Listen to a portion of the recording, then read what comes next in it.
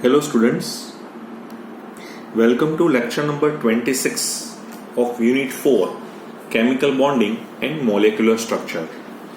As we know that in last sessions we start with our hybridizations of elements involving d orbitals. For elements beyond the second period, हमें मालूम है कि first period में तो s ही होता है और सेकंड पीरियड में s और p होता है, लेकिन हम जैसे थर्ड पीरियड में चले जाते हैं so there is a sp and d orbitals are possible. ठीक है, so we क्यों पॉसिबल होता है? क्योंकि थर्ड पीरियड में d orbitals नहीं होता है, लेकिन d orbitals वैकेंट है, वो मुझे एक्साइटेड स्टेट में मिल सकती है. So for elements beyond the second period we can't account for the molecular geometry of the compounds based only on the hybridizations of s and p orbitals.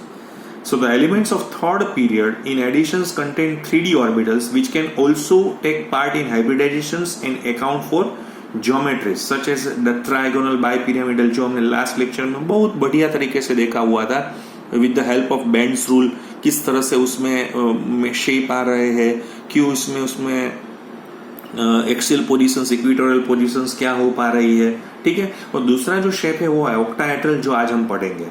So the energy of 3d orbitals is similar to the energy of 3s and 3p orbitals as well as 4s and 4p orbitals. 3d है वो 3s 3p के साथ ही होती है, इस तरह से 4s 4p के साथ भी होती है. So thus can be involved in hybridizations with both. So this type of the hybridization is possible with sp and d along with their geometries. तो उसके मैंने आपको बताया था कि इसमें dsp2 भी हो सकता है, sp3d हो सकता है जो हमने लास्ट लेक्चर में पढ़ा था, sp3d2 है जो आज हम पढ़ेंगे, और एक sp3d3 शेप भी होता है जिसको हम पेंटागोनल बाइपिरामिडल भी बोलते हैं. तो आज हम देखेंगे तो उसमें फॉर्मेशंस ऑफ sf6 का है वो sp3d2 से किस तरह से दिखाई दे रहा है.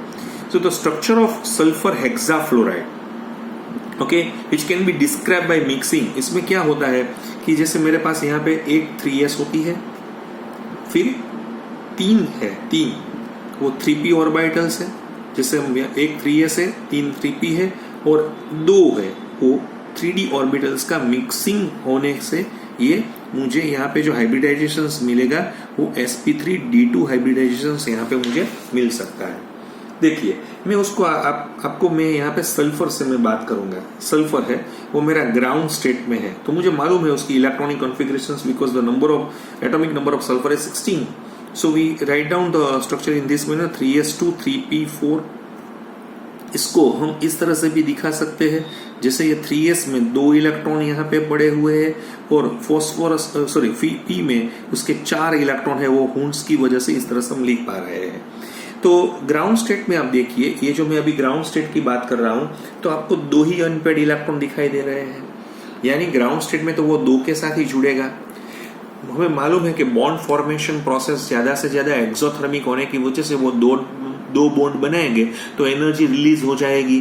ठीक है, तो लेकिन SF2 बनना चाहिए या नहीं बनना चाहिए? तो कि no, there are more possibilities. SF4 भी बन सकता है, SF6 तक वो चला जा सकता है. जैसे मैंने क्या किया, मैंने सल्फर का एक्साइटेड स्टेट मैंने यहाँ पे लिया हुआ है. देखिए, मैं बिल्कुल स्लो मोशन में आपको समझाना चाहता हूँ. तो उसमें क्या हुआ कि उसका जो 3s का इलेक्ट्रॉन था वो यहाँ पे था, और 3p का जो इलेक्ट्रॉन है, देखिए मैं यहाँ पे 3p का इलेक्ट्रॉन यहाँ पे दिखा रहा हूँ, राइट. तो 3p का जो इलेक्ट्रॉन है वो एक्साइटेड होके कहाँ पे चला गया है, जो पास वाली इसके जो बगल में जो 3d है वो वहां पे चला गया है. कौन सा? 3s का. ठीक है, अभी भी यानी इसमें 4 अनपेड इलेक्ट्रॉन है, तो ये उसका कॉम्बिनेशन हो पाएगा यहाँ पे. लेकिन ये बात अलग है, इसमें sp3d कॉम्बिनेशन होगा, एक s3, ये सब भी एक के साथ जुड़ेंगे. मैंने आपको लास्ट लेक्चर में बताया था, आपको मालूम पड़ा है, मैंने किसका एग्जांपल आपको बताया था? SF4 का एग्जांपल. ये जो मैं एग्जांपल यहाँ पे दिखा रहा हूँ वो SF4 का है. उसमें क्या हाइब्रिडाइजेशन होगा? sp3d hybridisation. उसका शेप ओरिजिनली TBP होना चाहिए, लेकिन इसमें एक लॉन पेयर है, बाकी के बॉन्डेड पेयर है, यानी इसमें एक लॉन पेयर है और 4 क्या है इसमें बॉन्डेड पेयर होने की वजह से, तो उसका जो शेप है वो मुझे क्या मिलेगा? शीशो मिलेगा. शीशो मुझे मिल सकता है. लेकिन मेरा मिशन तो अभी ये तो है ही नहीं, तो इसलिए मैंने और ज्यादा एनर्जी दी है यहाँ पे, यानी मैंने उसको और एक्साइटेड स्टेट में डाला हुआ है, तो उससे क्या हुआ, जो 3s का जो अनपेयर्ड इलेक्ट्रॉन था, अब देखिए 3s का जो अनपेयर्ड इलेक्ट्रॉन था वो भी एक्साइटेड होके कहाँ पे चला गया है, 3D में चला गया है। ये 3p है और ये 3s है। ओके, समझ में आ गया आपको। अभी क्या होगा कि ये जो 6 ऑर्बिटल्स हम यहाँ पे दिख रहे हैं वो सभी मिक्स होके सेम शेप में आ जाएगी। देखिए यहाँ पे 2 3 4 5 6, यहाँ पे देखिए ये 3p की है और 2d की है। समझ में आ गया आपको। sp3 ये अभी जो ये हाइब्रिडाइजेशन हम यहाँ पे मैं दिखा रहा हूँ वो sp3d2 हाइब्रिडाइजेशन है। उसमें टोटली हम देखेंगे तो टोटली हम इस तरह से भी समझा सकते हैं ना, किस तरह से हम दिखा सकते हैं कि परसेंटेज ऑफ s का कैरेक्टरिस्टिक्स क्या होता है, p का जो कैरेक्टरिस्टिक्स है वो भी क्या होता है।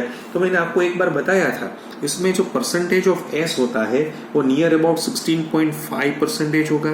परसेंटेज ऑफ p हम दिखा रहे हैं उसमें क्या होगा, sp3d2 में 50% हो जाएगा ना, नियर अबाउट 50% हो जाएगा। और d का जो आप देख रहे हैं वो नियर अबाउट 33% हो जाएगा। अब कुछ करना नहीं है, आपको क्या करना है, 100 डिवाइडेड बाई 6 करना है, यानी एक का मुझे क्या मिलेगा 16.5 यानी 16.6 मिलेगा। इसमें 3p है तो मैं उसको मल्टीप्लाई 3 से कर दूंगा तो मुझे नियर अबाउट 50% मिल जाएगा। जैसे मेरे पास, मैंने अभी बोला कि भाई मेरे पास 16.66 होता है, उसको मैं मल्टीप्लाइड बाई 2 से करूंगा तो मुझे 33% डी की कैरेक्टरिस्टिक्स है। यानी s की कैरेक्टरिस्टिक्स 16.5 है, p की 50% है और d की 33% मुझे यहाँ पे इसकी प्रोबेबिलिटी मुझे यहाँ पे मिल सकती है। ठीक है, तो अभी ये 6 लोग हैं वो किस तरह से रहेंगे तो मुझे ये भी सिखाना पड़ेगा। कि जैसे मेरे पास यहाँ पे देखिए, मैं आपको इसका इस तरह से भी दिखा सकता हूँ। फॉर एग्जाम्पल ये जो है 4 ऑर्बिटल्स मैं आपको दिखा रहा हूँ, 1 2 3 और 4, वो एक प्लेन पे ही है, यानी चारों है वो एक प्लेनर पे यहाँ पे आई हुई है। बाकी की जो दो है वो एक ऊपर होगी ये प्लेन के और एक कहाँ पे होगी, नीचे होगी। यहाँ पे क्या है कि 6 जो मैं यहाँ पे मैं दिखा रहा हूँ सब एक ही टाइप के बॉन्ड है। यहाँ पे ऐसा नहीं है कि एक्सियल और इक्वेटोरियल पोजीशन नहीं है, क्योंकि आप कहीं से भी ऑक्टाहेड्रल को देखें, कई बच्चे इस तरह से भी देख सकते हैं ना, 1 2 3 4 एक प्लेन में है तो 1 और 2 यहाँ पे है। कई लोग इस तरह से भी देख सकते हैं 1 2 3 4 इस तरह से, तो एक ऊपर एक नीचे है। कहीं से भी आप देख सकते हैं, क्योंकि ये जो शेप है वो ऑक्टाहेड्रल है, वो क्योंकि उसमें जो बॉन्ड एंगल आपको दिखाई दे रहा है, यहाँ पे बॉन्ड एंगल में आपको यहाँ पे दिखाई दे रहा है, वो बॉन्ड एंगल क्या है इसमें 90 डिग्री ही है। और उसका जो शेप है वो मुझे क्या मिलेगा, ऑक्टाहेड्रल ही मिलेगा। फिर यहाँ से मुझे क्या मिलेगा, तो यहाँ से जैसे मैं यहाँ पे दिखा रहा हूँ कि मेरे पास फ्लोरीन है, तो फ्लोरीन है वो अपना इलेक्ट्रॉन p का लेके आएगा, इस तरह से यहाँ पे भी आ जाएगा। यहाँ पे भी फ्लोरीन अपना है वो अभी कॉम्बिनेशंस करेगा, यानी यहाँ पे मिक्सिंग हो सकता है इस तरह से, जैसे मैंने यहाँ पे दिखाया है ये भी हो गया। तो ये जो बॉन्ड हम यहाँ पे दिख रहे हैं वो सिग्मा बॉन्ड ही है, सभी सिग्मा बॉन्ड यहाँ पे ओवरलैपिंग से बने हुए हैं। ठीक है, तो ये SF6 का फिर से मैं आपको शेप यहाँ पे मैं दिखाना चाहता हूँ कि SF6 कुछ इस तरह से यहाँ पे मुझे दिखाई दे रहा है। देखिए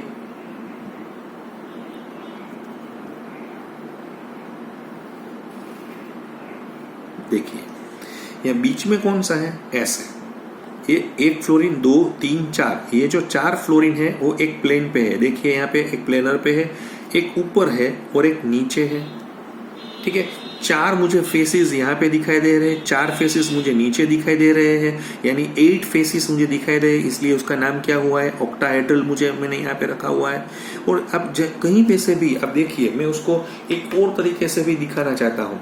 जैसे मेरे पास यहाँ सल्फर है, देखिए यहाँ 1 2 3 4, तो इस तरह से फ्लोरीन एक प्लेन पे पड़े हुए हैं, और ये 5वां फ्लोरीन है वो आपके सामने आ रहा है और 6ठा बिल्कुल नीचे जा रहा है। तो आप इस तरह से भी देख सकते हैं ना। मैं देखिए मैं आपको इस तरह से भी दिखाना चाहता हूँ कि आप यहाँ पे इसको ज्वाइन कर दीजिए। देखिए मैंने आपको यहाँ पे ज्वाइन कर यहाँ पे दे दिया है। ठीक है, अभी ये भी फ्लोरीन है तो इस फ्लोरीन के साथ ये फ्लोरीन के साथ ये फ्लोरीन के साथ ये फ्लोरीन के साथ इसको भी यहाँ पे हम जोड़ देंगे तो बिल्कुल ऑक्टाहेड्रल आपको दिखाई दे रहा है। तो इसमें जो SF6 में 4 है वो एक प्लेन पे है, एक ऊपर है, एक नीचे है। यहाँ सभी जो बॉन्ड है, सभी जो SF बॉन्ड है, राइट, वो कैसे होते हैं?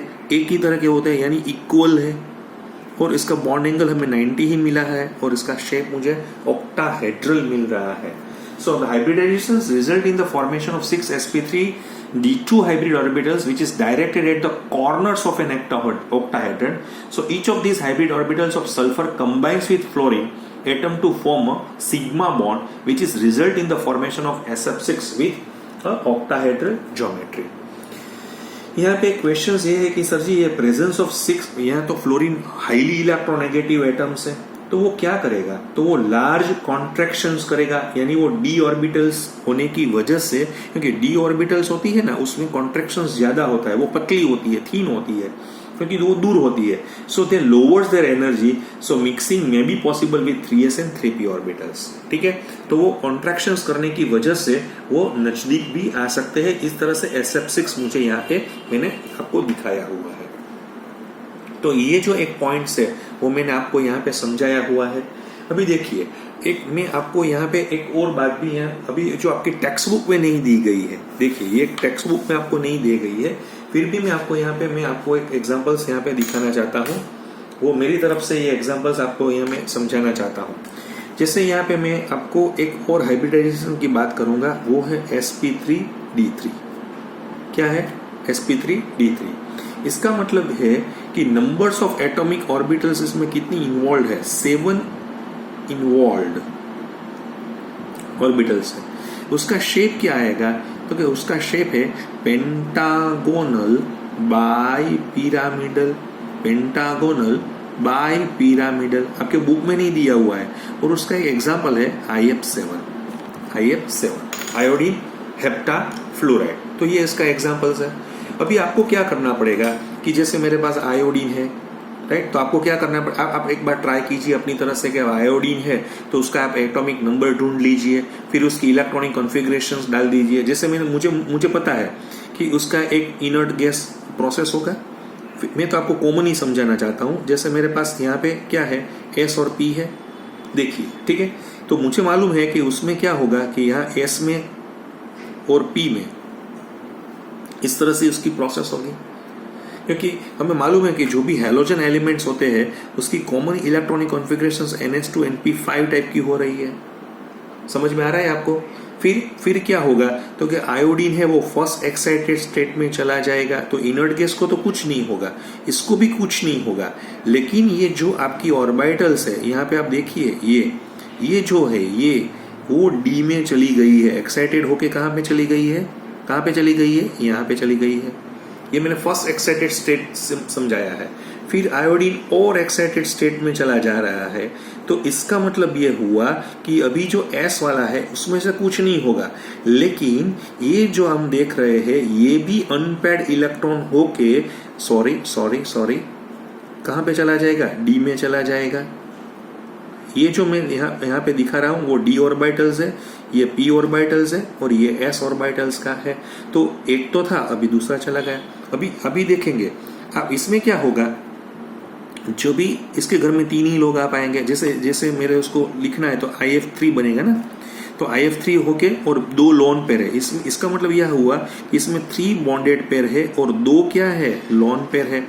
यानी ये TBP का शेप यहाँ पे ले जाएगा। और TBP में हमें मालूम है कि जैसे हम IF3 की बात करेंगे तो जैसे ClF3 की भी हम बात करेंगे, IF3 की भी बात करेंगे, तो उसका जो T शेप मुझे यहाँ पे मिलेगा, क्या मिलेगा?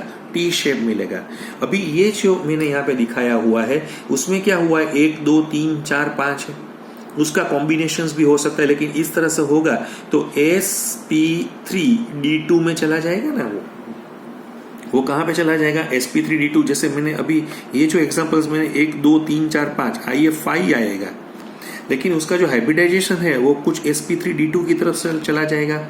यानी उसका जो शेप होना चाहिए वो क्या होना चाहिए? ऑक्टाहेड्रल होना चाहिए।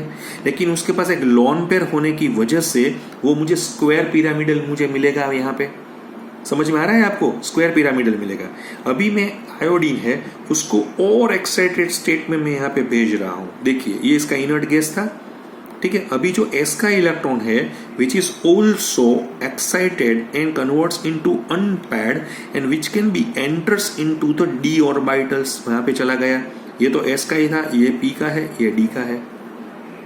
तो अभी क्या हुआ, ये IF7 की तरफ हम चले जा रहे हैं।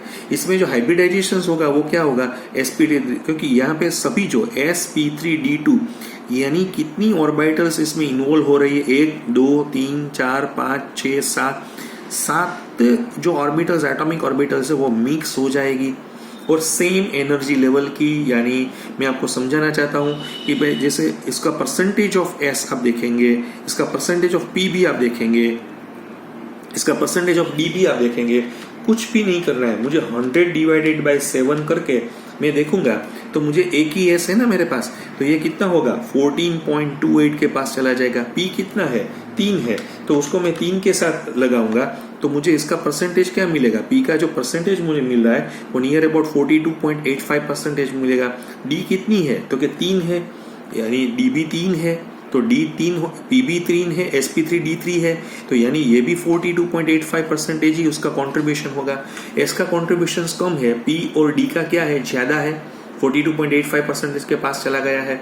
अभी मुझे उसका जो शेप दिखाना है वो किस तरह से यहाँ पे दिखाऊंगा, तो कुछ इस तरह से हो पाएगा ना। देखिए ये जो है ये है, यहाँ पे आप देखेंगे, फाइन, ये बीच वाला है वो क्या है, आयोडीन है। तो यहाँ पे एक फ्लोरीन है, दूसरा फ्लोरीन, तीसरा फ्लोरीन, चौथा फ्लोरीन, पांचवा फ्लोरीन, वो यहाँ पे है, और छठा फ्लोरीन ऊपर से यहाँ पे आपके सामने से आ रहा है और एक पीछे से आ रहा है, यानी ये पेंटागोनल बाइपिरामिडल शेप में चला गया है। तो पेंटागोनल बाइपिरामिडल मुझे दिखाना हो तो जैसे मैंने यहाँ पे IF5 का अभी मैंने स्ट्रक्चर यहाँ पे रखा हुआ है, लेकिन अभी ऊपर से और एक नीचे से एक और आ जाएगा, यानी IF7 हो जाएगा। ये आपकी बुक में डाला हुआ नहीं है, फिर भी मैं क्यों समझा रहा हूँ आपको, मैं ये बता रहा हूँ कि सिर्फ NCERT बुक है ना, वो आपका बेसिक लेवल है। आपको बेसिक लेवल तो पहले करना ही है। जो भी मीडियोकर बच्चे हैं वो बेसिक लेवल कंप्लीट होने के बाद ही वो अपनी जो थिंकिंग है वो अपर कर सकते हैं। लेकिन मैं ये जो कंटिन्यू लेक्चर है मेरा, तो अभी मुझे एक आपके जो स्टूडेंट्स ने मुझे क्वेश्चंस पूछा था कि sir maximum number of atomic orbitals कितनी इन्वॉल्व हो सकती है। अभी तो मैंने 7 ही बताई है, 8 भी हो सकती है, लेकिन उसकी स्टेबिलिटी ज्यादा नहीं होगी क्योंकि ऑक्टेट रूल की तरफ वो चला जाएगा। तो अभी जो IF7 वाला ये जो क्वेश्चन है ना, काफी बार JEE और नीट में ये पूछा गया है कि what is the shape of this. देखिए आप इसमें बॉन्ड एंगल भी देखिए कितना होगा, बॉन्ड एंगल इसमें 2 है, एक 90 पे है और दूसरा 72 पे भी बॉन्ड एंगल आपको मिलेगा। तो आपको ये समझ में आ जाना चाहिए कि क्यों इस तरह से उसका शेप किस तरह से मुझे मिल रहा है, क्यों मिल रहा है। ठीक है, अभी भी और भी आपकी बुक में एक हाइब्रिडाइजेशन उसने समझाया हुआ है। जैसे मैंने आपको बोला था कि एक और हाइब्रिडाइजेशन है, उसको हम DSP2 हाइब्रिडाइजेशन बोल रहे हैं, जिसमें आप देखिए DSP2 में क्या है कि एक 3D है, एक 4S है और 2 4P है।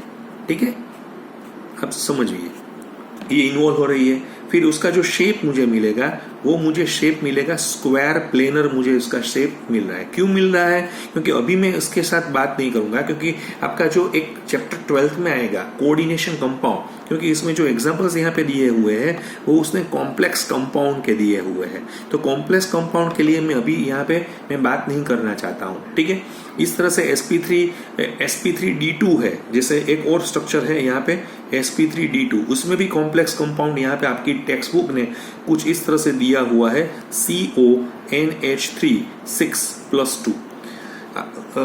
कई बच्चे को इस तरह से होता है, सर जी हमको कैसे मालूम पड़ेगा कि ये कॉम्प्लेक्स कंपाउंड है। वो स्क्वायर ब्रैकेट में लिखा जा रहा है, फर्स्ट उसमें मेटल होता है, दूसरा लिगेंड होता है, लेकिन अभी उसकी बात हम यहाँ पे नहीं करना चाहते हैं। सिर्फ और सिर्फ केमिकल बॉन्डिंग में जो सिंपल इनऑर्गेनिक मॉलिक्यूल्स है उसका ही मैं बात करना चाहता हूँ। कॉम्प्लेक्स जो मॉलिक्यूल्स है उसके लिए हम 12th स्टैंडर्ड में उसकी बात करेंगे। तो आज मैं यहीं पे आपके साथ खत्म करता हूँ। अगले जो लेक्चर में मैं क्या करूंगा, अभी हाइब्रिडाइजेशन का एक शॉर्ट ट्रिक है, क्योंकि कहीं ज्यादा क्वेश्चंस हाइब्रिडाइजेशन में पूछे जा रहे हैं। तो आप क्या हर बार यही करेंगे प्रोसेस, कैसा होगा, क्यों होगा, किस तरह से हम यहाँ पे लिख पाएंगे, तो कुछ ऐसा करने की जरूरत नहीं है आपको। ठीक है। तो आपके लिए मैं क्या करूंगा, एक शॉर्टकट में आपको ट्रिक दूंगा, यानी आप उसमें से देख सकें कि उसका शेप क्या है, उसका हाइब्रिडाइजेशन क्या है, कोई भी मॉलिक्यूल को। तो मैं नेक्स्ट लेक्चर में वो ट्रिक के साथ आपके साथ आऊंगा। Thank you very much.